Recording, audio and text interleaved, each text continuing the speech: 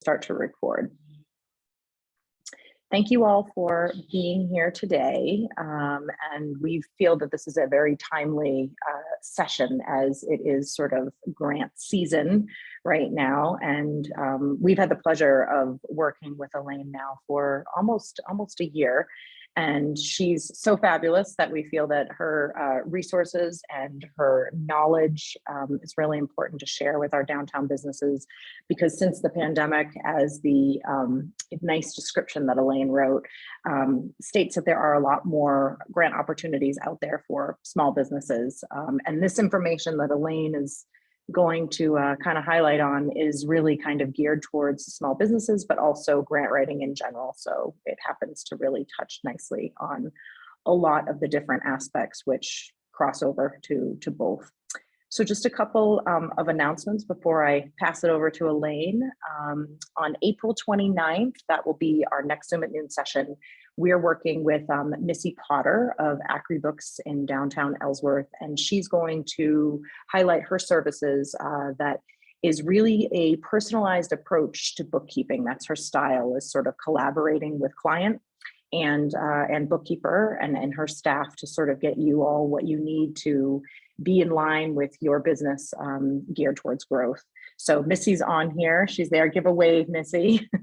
Missy is also one of our fabulous resources in downtown, and she's also Heart of Ellsworth's bookkeeper, and she's amazing as well. So we're happy to have her on here. And the other thing that I'm going to stick in the chat for you all, I think many of you are on our newsletter list, but just in case you are not, I just dropped the link for you to sign up for the Heart of Ellsworth newsletter, which is not the small business newsletter that you all found your way to this Zoom at Noon session. It's actually our external newsletter list that has all of the listings of things happening in and around our town. And next month in April, our April newsletter will be going out next month. So without further ado, I'm going to pass things over to Elaine and welcome her. Thanks for being here today, Elaine. Thanks, Cara. Good afternoon, everyone. I'm really excited to get talking about some small business grants and how you would write as a small business. It is a little different than how you would write as a nonprofit, and certainly the grant opportunities are much different. So I think this is a great opportunity to speak directly to, opportunities that you would be most likely to find. Right. Make it big. Okay, great. So we're going to go through the who, what, when, where, and why of writing a grant as a small business. And with the Q&A, the where is going to be a link to a grant resource guide that I compiled in collaboration with the CEI Women's Business Center, which is a fabulous organization. We're going to give you the link. It's a downloadable PDF file. Really would encourage you to bookmark the link, download it and save it on your desktop. It's updated. I try to update it maybe quarterly, make sure that all the deadlines are appropriate, that all of the grant funding opportunities are relevant and accurate. As Cara said at the beginning, this year, there are a lot of one-time grants that you certainly would not want to miss the opportunity to at least review, see if they work for you and your needs. Because a lot of the COVID-19 funding through the American Rescue Plan came through Congress, and either it went directly to businesses or it went to states, who then can determine how they want to allocate it. And a lot of times they're allocating it through to small businesses. So the Maine Department of Economic and Community Development has a number of grant opportunities that will be forthcoming throughout the year. We know at least what they are. We don't know all of the information yet, but those are included on the grant guide. So it's something that you'll want to refer back to. Certainly this is a unique opportunity and a unique time for small businesses to find some grant funding. There's even a grant that is for, it's kind of through the economic recovery lens, but it's for new businesses that started since the pandemic. Because most of the COVID-19 funding for businesses was, show me how well you were doing before COVID-19, show me your losses, and I'll try to make you whole. that wasn't really helpful for someone, for a business that, was going into, starting a business in March of 2020. They wouldn't have been eligible for any of the funds, but they themselves would have been impacted. They probably have prepared a lot, to get your business ready, and then didn't have the demand that they thought. So that's something to keep in mind as we talk. There should be a grant for you. So we're going to start with the when of grant writing. When is it appropriate to even look for a grant? And the first thing you'll want to consider is your business cycle and your stage of growth. So I think most businesses on this call or at least out of the idea phase, and you have started the business.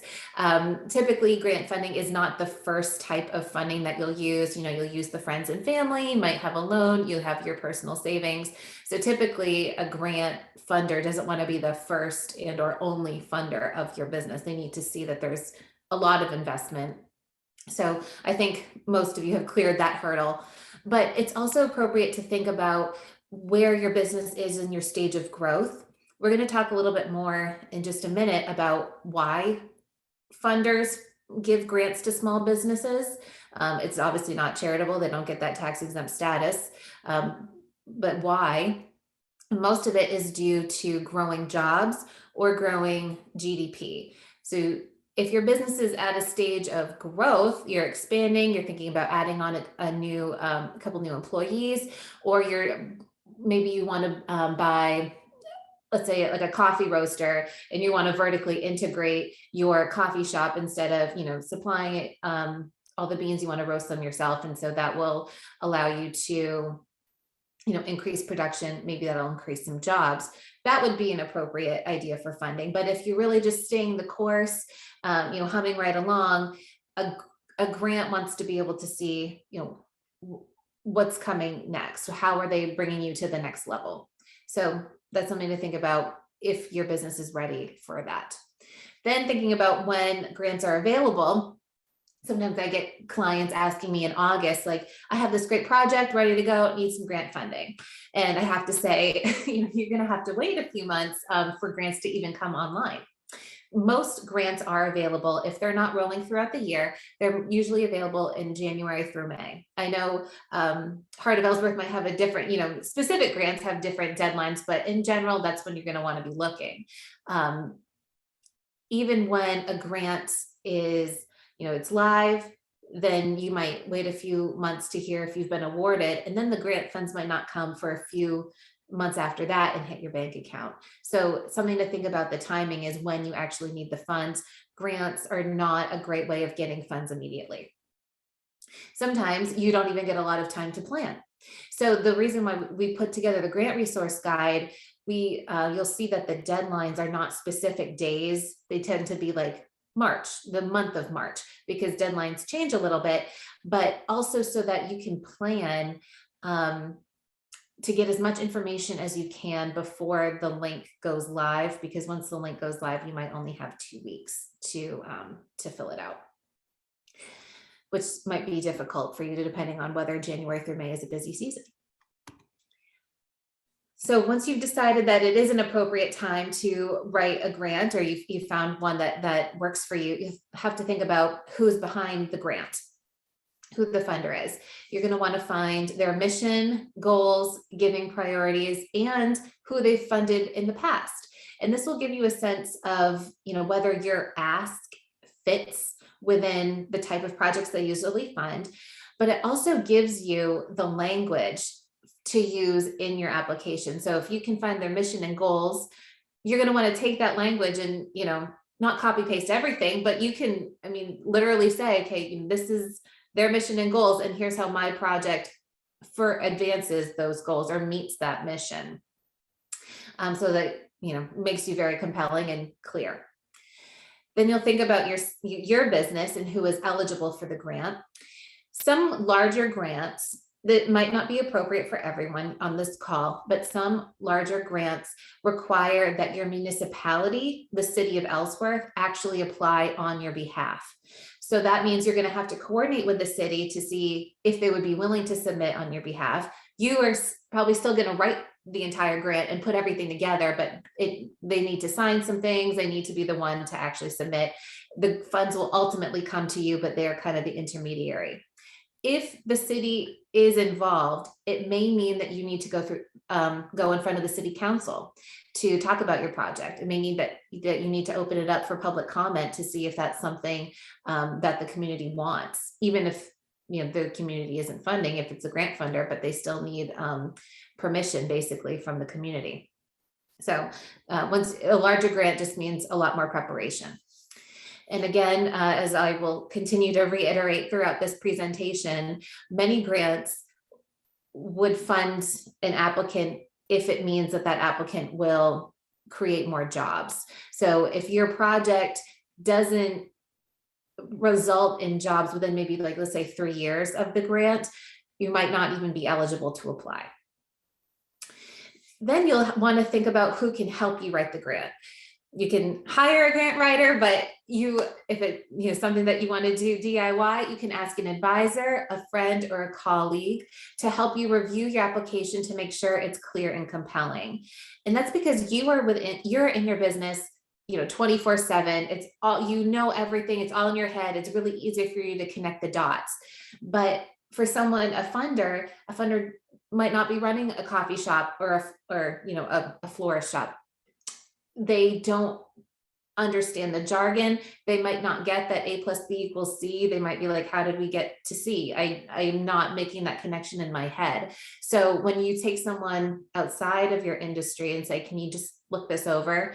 I think that makes it so much more compelling and making sure that the funder understands the impact of what they would be funding.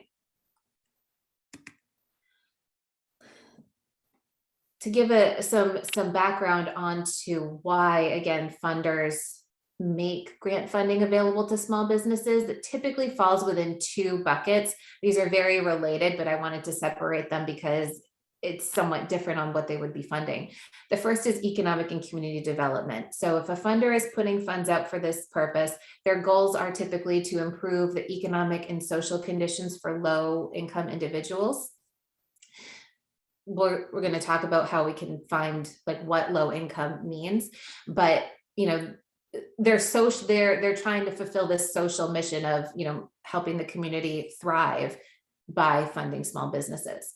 To improve economic resiliency, again, that's a buzzword about coming back stronger than ever after COVID, and helping your business be more resilient to other shocks to the economy. How can you build some protection in there? To improve labor force participation and strong wages. So if you can demonstrate that if you were to create jobs, maybe it would be like an entry-level job, but at an above market rate. That would be something very compelling, because you could argue that it would be filled by maybe a low-income individual, but you're really raising their income because you're providing a really good wage job. Another goal would be to increase statewide GDP growth, just the amount of product that's produced, the amount that is sold. If you were a blueberry jam company and you said, well, I want to get a new production line because it's going to, I'm going to be able to double the amount of jam that I make. It also means that I'm going to be buying more blueberries. So, and I'll return to that example a couple of times, but that's another thing that they're helping the economy of Maine. And finally, to contribute to a community's quality of place that entices business and population. The standard for this would be a facade improvement program. Making your storefront more attractive is not necessarily, it's not the same thing as employing 3 new people, but it means that you're making the downtown more attractive. Maybe it means that new businesses will come in. Maybe it means that people will be staying in downtown longer and buying more. So it's another way to contribute to the community's, economy in a way that is a little more qualitative. Then the second why is really innovation and entrepreneurship. So these would be investing in the early stage research and development capital that's going to lead to breakthroughs and jumpstart new economies.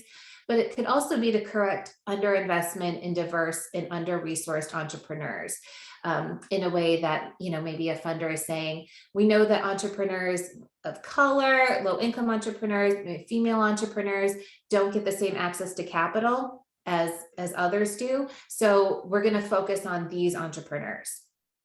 You'll see in the grant resource guide, certainly for the Women's Business Center, we included a lot of grants that would be for female entrepreneurs only. And then there are others with even more caveats than that, but that typically is one demographic that funders are willing to fund.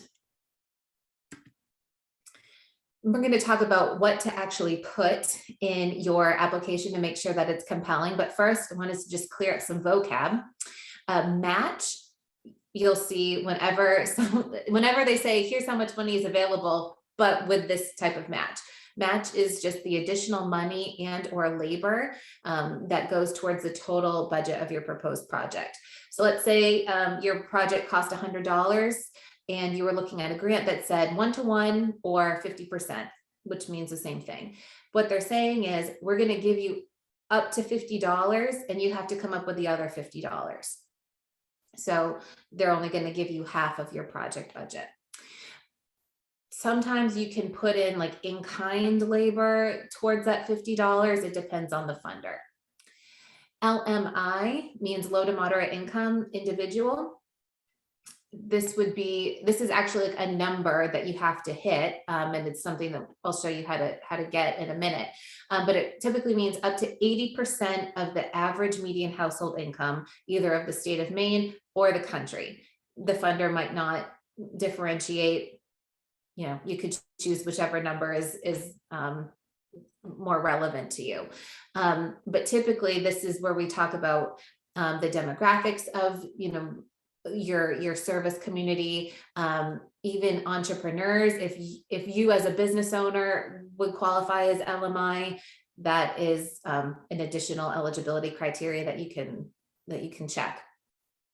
Public hearing, this is what I was talking about, where if a city, the city of Ellsworth, I'm assuming everyone is in Ellsworth on this call, but city of Ellsworth has to submit an application on your behalf.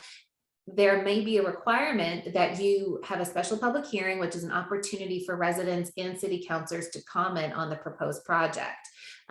This would typically be, something that would impact the community. Maybe you're expanding, a manufacturing facility. Typically, you wouldn't need a public hearing for like, I'm going to, refresh my store facade. But it would be, there's some requirements around advertising the public hearing and using the minutes in your application. That's just what it means. And then the but-for statement. This is how you would write that the project would not happen if the grant wasn't given to you. So basically you would say, this expansion or this job creation would not happen but for this grant opportunity. So, maybe you have $20,000 of your own savings in the grant. You might have gotten the financing for $50,000 and you need $30,000 more.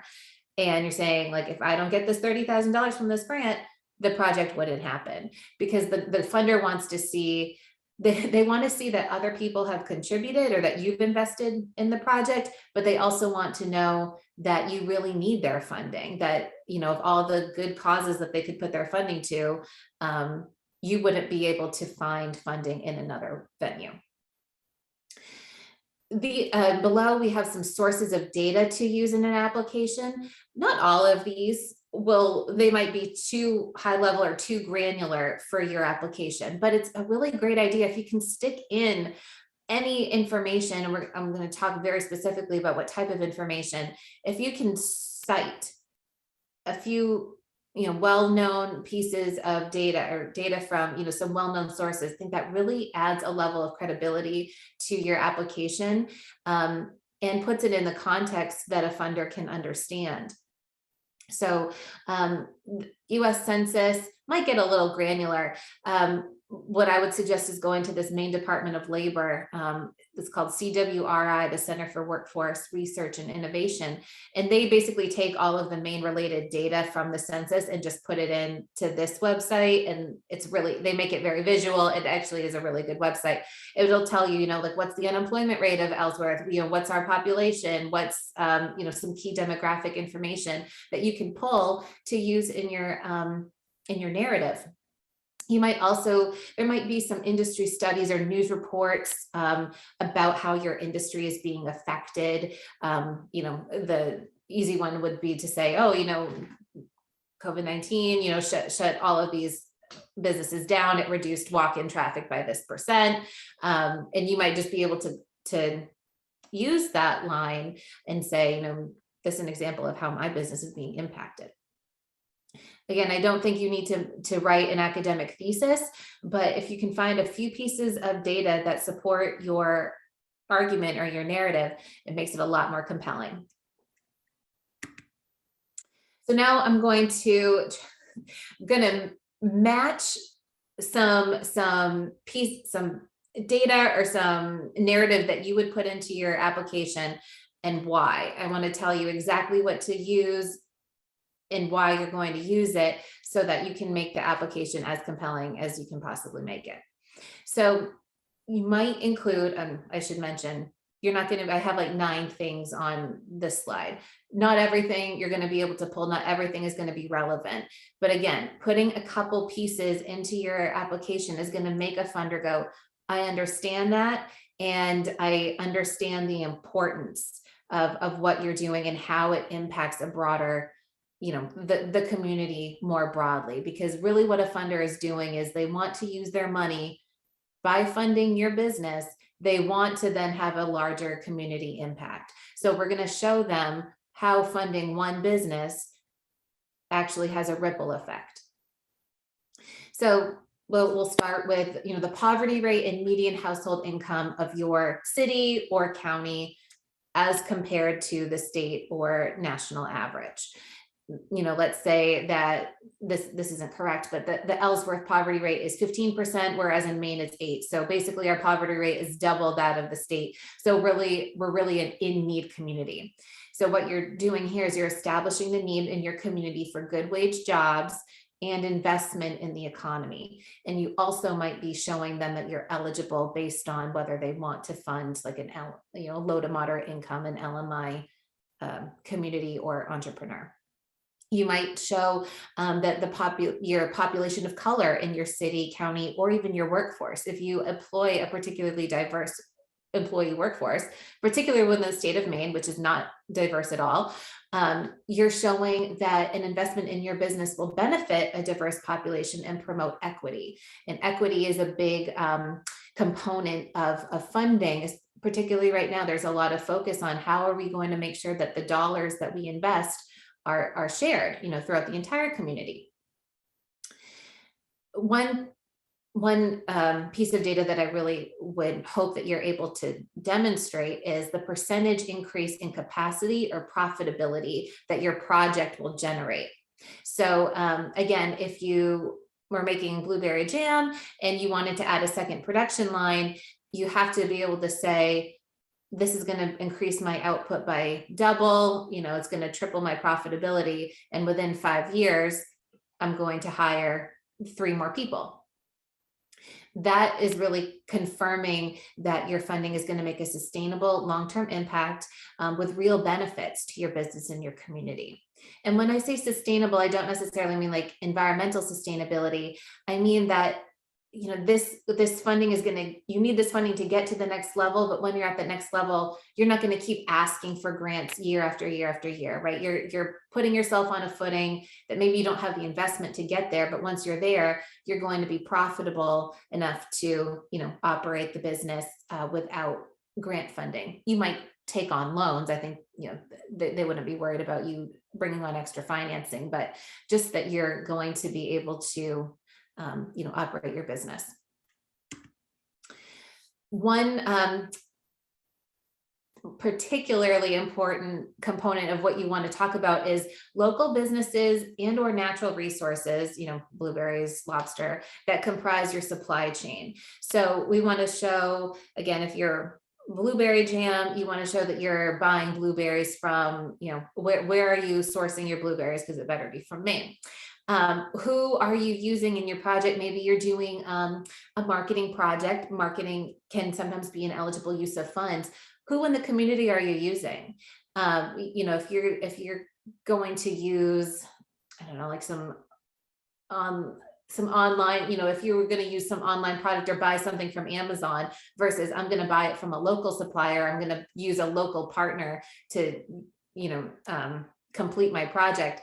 The local partner is going to be so much more effective because you're demonstrating the economic ripple effect of your investment, of the grant funder's investment in your business. If they can fund you and hit 3 businesses and say, oh, not only is her business very, they get all of their supplies from Maine, but they're also going to employ or contract another Maine business using these funds. That's incredibly compelling. And again, goes back to that goal of, we're really trying to support the Maine economy. We're not, they would not look fondly upon contracting with someone outside the state unless you can show that the state doesn't have what you need.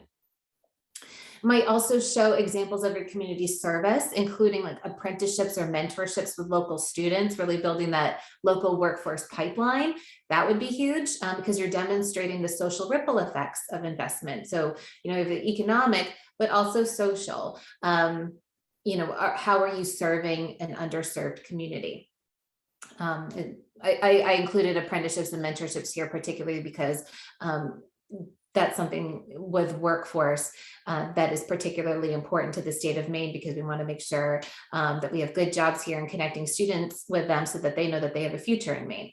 So if that's something that you do or something that you could think about doing, that would certainly be compelling.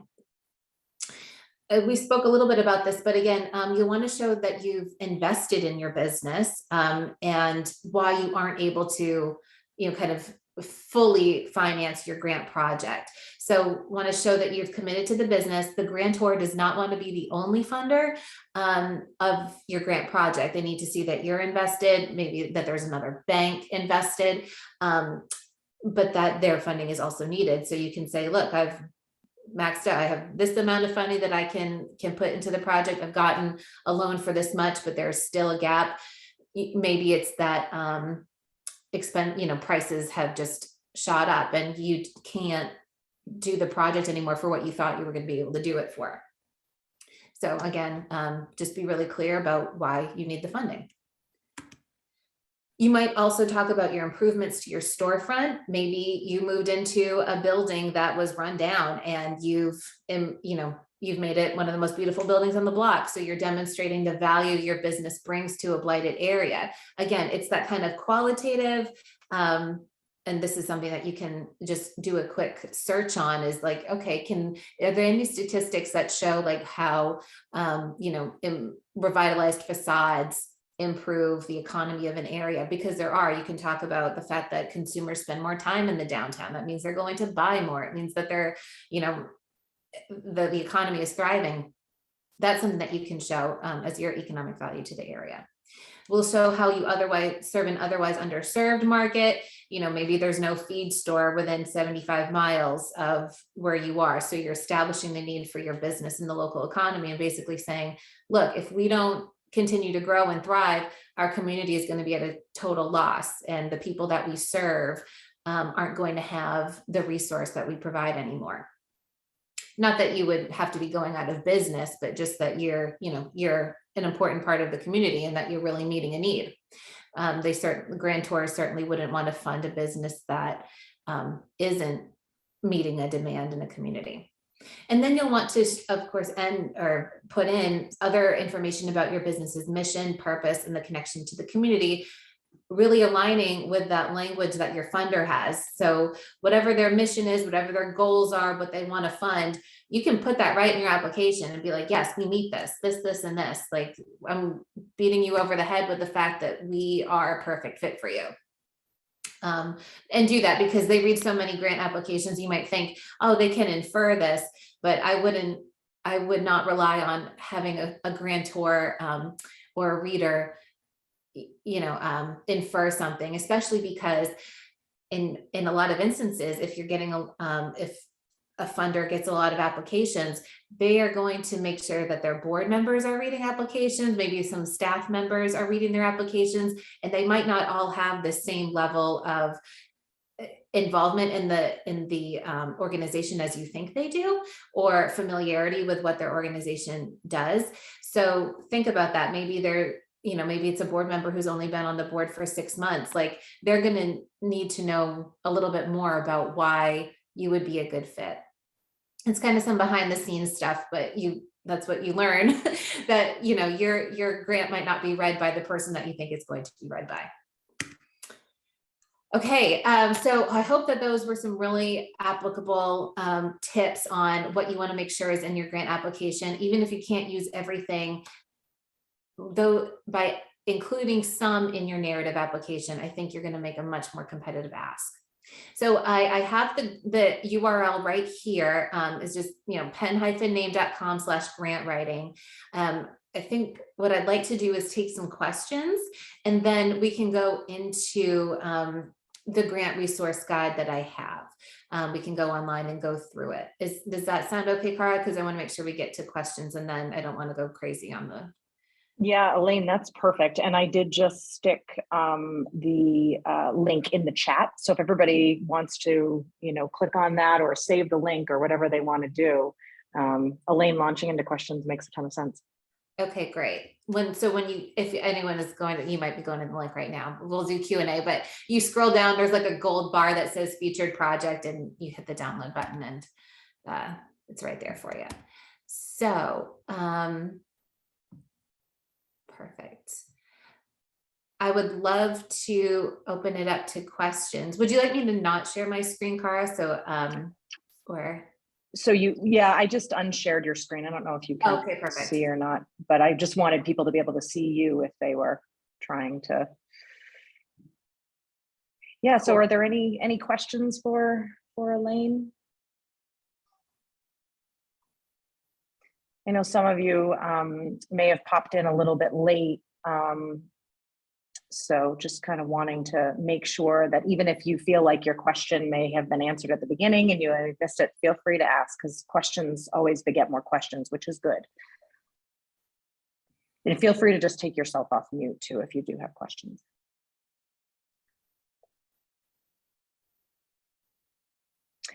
Well, I have a question. I just wanted to sort of ask a little bit, again, from sort of a perspective of an organization that Heart of Ellsworth just acts as a pass-through for our downtown grants program. And oftentimes, or every year, we actually pick jurors from outside the organization to jury the applications. I just run the program. I don't jury the applications for many reasons. But one thing that I've noticed over the past few years is that the jurors, even ones, we have different ones every single year, so it seems to be a unifying thread. A lot of those jurors are constantly looking for grant applications from our downtown businesses and area entrepreneurs that sort of tie in possibly a partnership type of proposal, and I'm just sort of wondering, from your perspective, Elaine, how effective do you think it is to sort of be sort of partnering with each other on grant applications and sort of talking about the numbers of businesses and entrepreneurs that a grant application might touch? Yeah, that's huge. Whenever you can demonstrate the collaboration with another business, or again, that you might have somewhat of it's not really philanthropic, but a connection with a nonprofit or a school, like we talked about with internships. Any collaboration that you can do to show that funds to your business actually, impact a wider part of the community is huge. And I'm trying to think, I know that some grants, you might just be saying, like with COVID again, like, look, this really hurt my business and I need these funds to make us whole. But then, in terms of what you might want to do too, is you could even think about how a project that maybe you're buying some pieces of equipment, how you might be able to share that with another business. That was a really big part of a grant. It was for an agriculture, it was farms or food processors. It was actually pretty wide. It just wrapped up through the Maine Department of Ag, Conservation and Forestry and Sea. But it was a lot of money that you could apply for in terms of getting some equipment and infrastructure. And one of the questions that they asked several times was, would you be able to share maybe this processing line with another a food processor or farmer? Maybe you have some milling equipment that 2 farms can use instead of just 1. And that was a really big component of how you would make your application more compelling. So without trying to, extrapolate on how that might work for everyone, it certainly was what that funder was looking for. I see that we have, okay, so what do people seem to have trouble with, and what are some of the main reasons why applications are denied? Both, I think, pretty related questions, so we can touch. The first, I think, is, again, just not making that case on what we call like the but-for statement, is why this project would not happen and what the economic outcome would be. If you can't demonstrate that, we can't hire 5 more people unless we get this grant, or if you can't demonstrate that what your grant project will do will really help your business grow, that's going to be really hard for the funder to say, well, then why would we do it? Because we're not just going to fund something that maintains the status quo. So even if it is a marketing project, you can say, look, we really need to get into this digital media space. I'm sure everyone is somewhat on, is doing some sort of social or digital media, but we have this plan, and this is how we're going to reach a whole new target audience, or this is how we're going to grow. We need to see some of those metrics. And I think what I would like more grant applicants to do is try to add some of those numbers in. Just telling me and not showing, or a juror, a reader, is really it's difficult for them to just say, okay, how do you know that? Or, yeah, I understand that this is important for your business, or like that you are an important part of your community, but give me some examples. I've seen so many applications that are just like, we're part of the community and helping a small business, and I'm a female small business owner, I should get funding. And the answer is, sorry, there are some funds, but this is why we made the grant resource guide, honestly, is, as in my work, I used to do economic development for a nonprofit that served the city of Waterville and some of the surrounding towns. We got this question, and CEI Women's Business Center gets this question all the time, is, hi, I'm a small business owner, where's my grant? And so that kind of sense of, maybe there should be funds for me, or all I have to be is a female small business owner, and that's all, is probably the number one deterrent on a grant application, because you're not showing us anything more than I'm a small business owner. I know as a female small business owner that it's tough, or that it's harder to access capital. There's plenty of challenges, but it's not enough. And you need to back it up with some other, more compelling asks. No, I think that really helps, the explanation of sort of just like clearly stating very simply what it is that you need and why. Makes a ton of sense. So are there, oh yeah, Jody, go ahead, just take yourself off mute. Thank you. Hi, Elaine. You provided some good stuff there in terms of like the data and backing up our applications as a grant writer for this nonprofit. I do this a lot. And sometimes I have described it as just a crapshoot. You know, you just don't know. And so your tips about kind of including the rationale, justification, data, all that is applicable to nonprofits writing grants as well.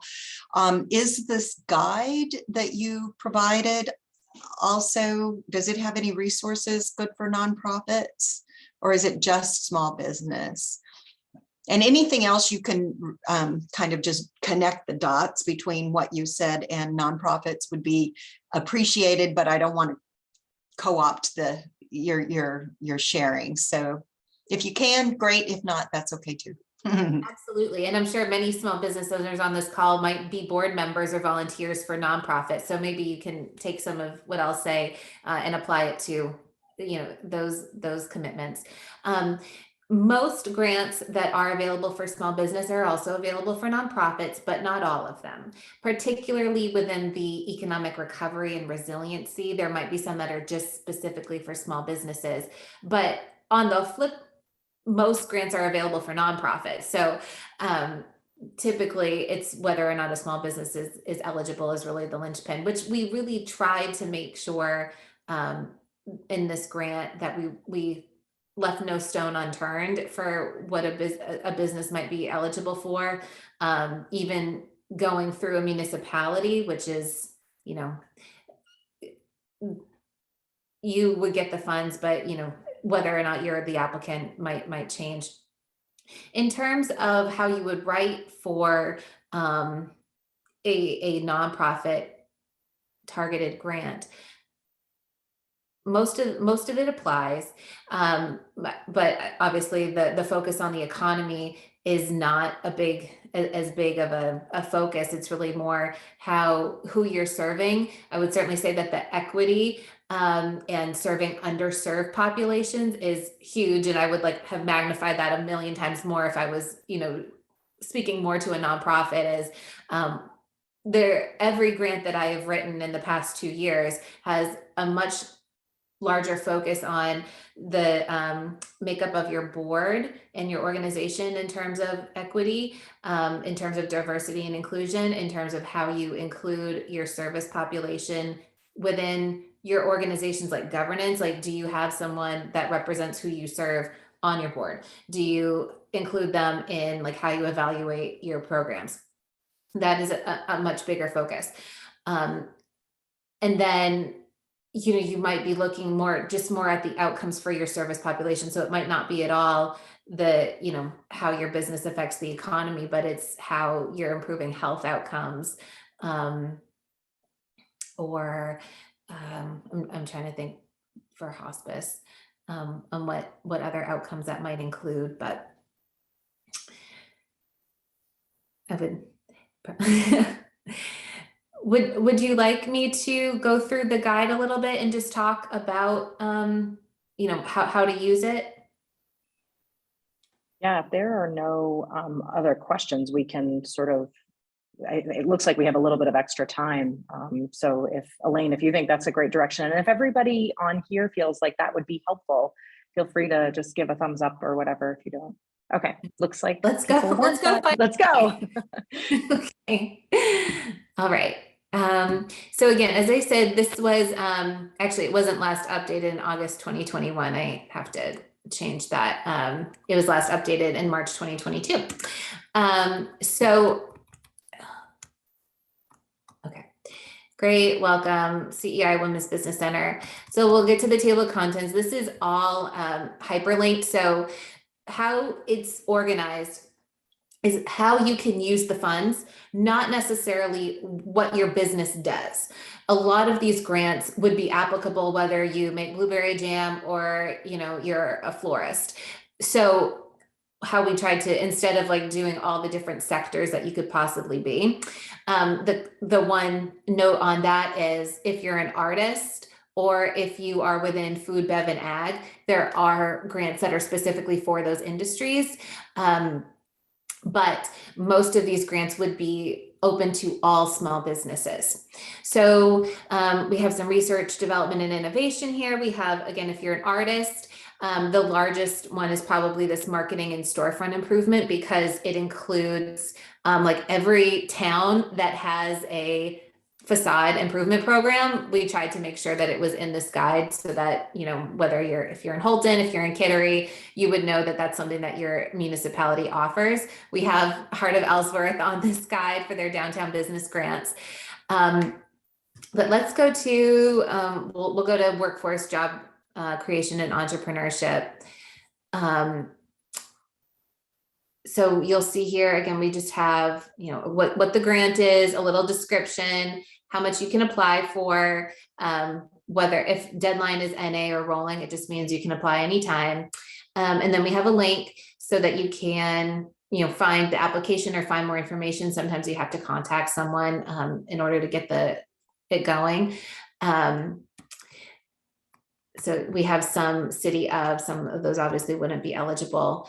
One here to highlight, again, kind of marrying the recovery with diversity, is this is one of those grants through the Maine Department of Economic and Community Development that I mentioned that we know that it's coming. We just don't know all the details yet. So it's something that you're going to want to keep in your back pocket and keep checking if it's something that you're interested in. But this is grants for technical assistance to support business diversity initiatives, which is not only important in its own right, but if you can show that you're working on type of business diversity initiatives, that's going to help you like with later grants coming down the road. If you can show, again, as I was talking about, are you employing a diverse workforce? You know, what efforts are you taking in diversity, equity, and inclusion? So in those grants in the future, if you can show that you've been already doing some work, maybe, and you're funding that work through this grant, it's a really good opportunity. I think there's a lot of ROI that you would get in this particular grant. And again, we don't have a lot, we don't have the full application, we don't have much, but you'll be able to, you know, I would just keep going there and making sure that you're, if that's something that you're interested in. That's a co-working fund lot in here. Underrepresented entrepreneurs, you know, they didn't give us much information on like what an underrepresented population means, or, you know, are they only talking about race and ethnicity? Are they going to talk about, you know, whether you're a female entrepreneur? Are you a low to moderate income entrepreneur? But that might be something where you think, oh, this is, you know, this is something that I could apply for as myself, as an entrepreneur, something else to put in your list here. And I can always shoot Cara a note that says, hey, I just noticed that these grants now are online. You might just, she could maybe put that in the newsletter or something, because I want to make sure that you get that opportunity. It's probably one of those grants that is not going to come up again. I don't, you know, I have no basis for saying that other than it's funded through the kind of COVID-19 American Rescue Plan funds that will not be available forever. If you are in food and beverage, there are a few grants here, whether you're a farm or you're a processor, a value-added processor, which just means like, yeah, are you using blueberries to make blueberry jam? Like that's a value-added product. You're making something from a crop. I did want to just show okay, lots of food and bev. We're in Maine. Couple healthcare ones. Some outdoor rec. Okay, here's some more economic recovery grants. Some of them are pretty location specific. I know the Island Institute is, you know, obviously I know Ellsworth isn't an island, but if you have other locations. Again, here, this is the new business recovery and another economic recovery one. If you remember, last November, there was the first tranche, which just means like round of funding through the economic recovery grants. And basically the application was fairly simple. It was pretty financial. And it was basically like, what were you making before COVID-19? What were some extra expenses that you had to incur? What were some of the losses that you incurred? And we're going to try and give you some funding to help you become whole, if not fully whole. When they came out with that grant, they said there's going to be a separate tranche in spring 2022 after you get your tax returns. Because when you get those, that'll be a really easy document for you to like compare years. So application's supposed to open next month. Once we've gotten some of that documentation. This is through the Governor Mills administration, obviously, wanted to make it pretty simple for you to demonstrate the economic effects of the pandemic. So that's one to note if you were in business before the pandemic hit. And then the new business one is something to note if you don't qualify for those businesses because of the timing that you started your business, or maybe you bought a business. So a couple to make sure that you look at, pulp and paper. And then we have here a lot of, if businesses have been looking for grants and, ask like, business for small, grants for small business or grants for female entrepreneurs, you'll often get pulled into these grants that are on the national stage. I would call them maybe like private national grants. We stayed away from many of these opportunities on the national stage because they're not valuable. A lot of times you have to like pay to apply, and I would never really encourage that anyone pay to apply to a grant, especially on the national stage where you have so much more competition for not a lot of extra money. So, if you can get $10,000 grant in Maine, versus a $10,000 grant on the national level, which one are you more likely to get? The Maine one. That said, there are some good non-scammy opportunities on the national level. We included some. There are more. I have a list of more if you're interested. But again, these are where you would get, that's more prototypically like, we want to fund female small businesses, or we want to fund female entrepreneurs of color. And it's really more about that rather than any other like other criteria on like GDP or something like that. So Comcast Rise, the FedEx Small Business Grant, that can be for men or women. If you sign up for Hello Alice, that's kind of like an entrepreneurship resource service organization for female entrepreneurs. And they not only have their own small business growth fund, which is located here, but they also partner with other like corporations who want to do a grant opportunity, and maybe they only want to do it for 1 year or something. And then Hello Alice will say like, okay, this is our partnership with Visa, and this is the Visa, She Kicks Butt grant opportunity, and then apply. So might be something to think about if you're interested in going after some of these grants. If you have written a couple grants, it's typically pretty easy to use the same language. So it might be a strategy if that's something that you're interested in. Also, I Fund Women. This is, you can write like your universal grant application and they'll match you if they have grant opportunities that you would be eligible for. Some other opportunities here. And then, okay, so this one is female, but also within specific industries. The NAACP is obviously for entrepreneurs of color. And then I also included some pitch competitions where you could win funding. It's not necessarily that it's not a grant, but there's the element of I'm going to pitch my business.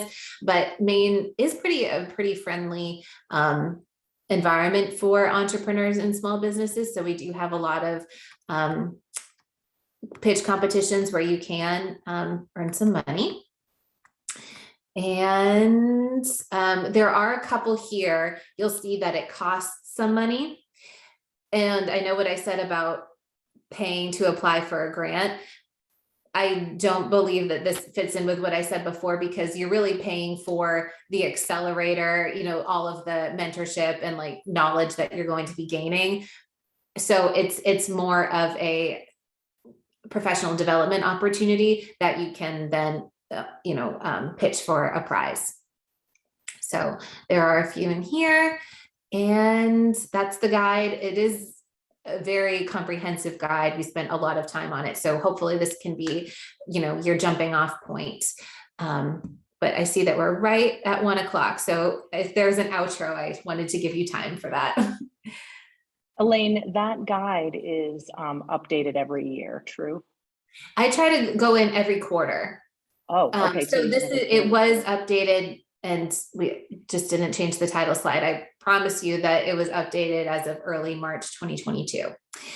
So that when I see that, let's say those DECD grants come up, definitely will be updated then. So you have the link so that, you can return to one link and make sure that you're getting the most updated version. Excellent. Heidi says, thank you. This is a fantastic resource. Yeah, thank you, Elaine, so much for being here today. It was really, really great information, timely and very thorough. And thanks for sharing the resource with everybody. Thanks for inviting me. Yeah, absolutely. And if anyone has any questions, feel free to say so now. Otherwise, I will stop the recording and we can exit for the day. I think we're good. Thank you so much, Elaine. Thank you. Thank you, everybody, for being on. Thanks, everyone.